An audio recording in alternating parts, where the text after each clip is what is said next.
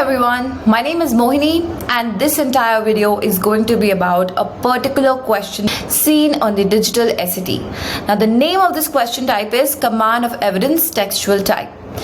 I've created an entire playlist based on this particular question, and there are certain things that I want you to pay most attention to while going through this video. The first thing is understand my overall approach towards this question type, right? See how I'm attempting this question type. The second thing is, how am I reading the text? How am I making some sense out of the text that's been given to me, right? The third thing is, how am I eliminating the options? That's the most important thing that we have to learn while we are planning or preparing ourselves for the test, right? So understand, how am I eliminating my options? All right, now with this, let's go ahead and take up the first question. Let's read the question step. Now this is something that I always do. The first thing that I do when I see a question is I read what I'm dealing with. Which quotation from "to you" most effectively illustrates the claim? As soon as I see illustrates the claim, I understand that this is a command of evidence textual question. So I have understood the question type that I'm going to deal with right now.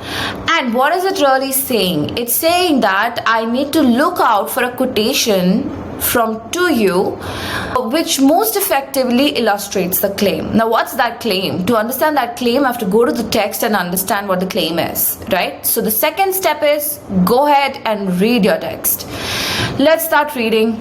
"To You" is an 1856 poem by Walt Whitman. In the poem, Whitman suggests that readers, okay, now this sentence is going to tell me about what this poem is about, right? Like, what is he doing in this poem? He suggests that readers whom he addresses directly have not fully understood themselves. So what is he suggesting in the poem? He's suggesting that the readers whom he's addressing, right, the readers of his poems, basically, they have not fully understood themselves, so they don't know themselves. This is the claim that I need to further illustrate, and I'm supposed to look for an option that tells me that the readers don't understand themselves completely, right? So what did I do while I read the text?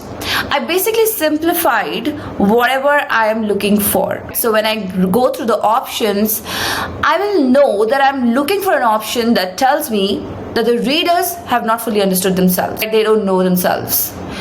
Great. Now with this understanding, let's go ahead and eliminate our options. Let's look at A. You have not known what you are. So, okay, you is basically being addressed towards the readers. This is, the author talking about the readers. The readers don't know what they are. You have slumbered upon yourself all your life. Your eyelids have been the same as closed most of the time. So this is very directly telling me that, the readers don't know themselves. You have not known what you are, right, all your life. So the readers don't know themselves, pretty much evident in the first option itself. But I'm not going to be so happy about it. I will not be like, okay, I've got my answer and let's not read ahead. I will still go ahead and eliminate my options. That's the most sensible thing to do, guys, okay?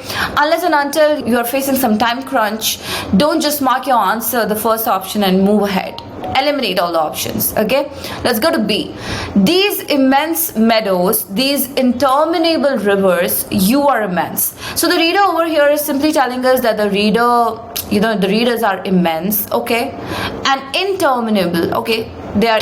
In any case, this option is telling me what the poet thinks about the readers. And what is it? That they are immense. Now the problem is that this option is still not telling me if the readers know themselves or not, right? So clearly this is incorrect, eliminated. Let's go to C. I should have made my way straight to you long ago. Okay, what the author should have done, he should have made his way to somebody long ago. I should have blabbed nothing but you. I should have chanted nothing but you. So this option is simply telling me what the author should have ideally done, right? But again, nothing about the readers not knowing themselves. So I'm going to eliminate C as well. There you go. And D. I will leave all and come and make the hymns of you. None has understood you, but I understand you. So this option is telling me who has understood the readers, right? That's the author. Author has understood the readers. But what I'm looking for is an option telling me that the readers have not understood themselves, right? So D is out because it's telling me about who has understood the readers, but I'm looking for an option that tells me that the readers have not understood themselves, right? So clearly A is the right choice, and that's all.